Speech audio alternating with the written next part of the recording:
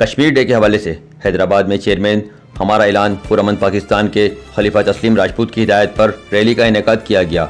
Rally में हमारा ऐलान पुरअमन पाकिस्तान के ओहदेदारान और मेंबरान समेत लेडीज़ विंग की ओहदेदारान ने भरपूर शिरकत की। पाकिस्तान जिंदाबाद, कश्मीर बनेगा पाकिस्तान, पाक फौज जिंदाबाद के नारे भी लगाए गए।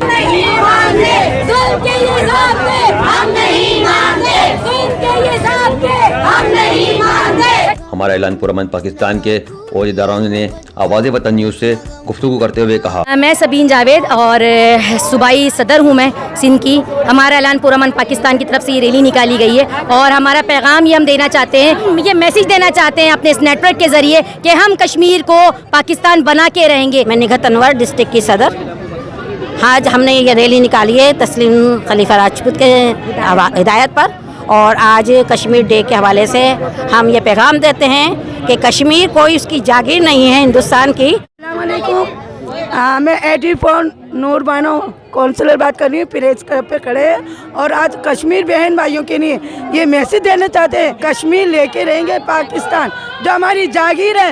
हम भूले तेरे के जख्म जो हमने लगे अपने गुलाबों पर, लहू के थे निशान कितने बड़े दिल की किताबों। साइमा नाज हमारा ऐलान पुरअमन पाकिस्तान के इदारे की मैं नाइब सदर हूँ और हमने खलीफा तस्लीम राजपूत की सरबराही में ये रैली निकाली है कश्मीर डे के हवाले से।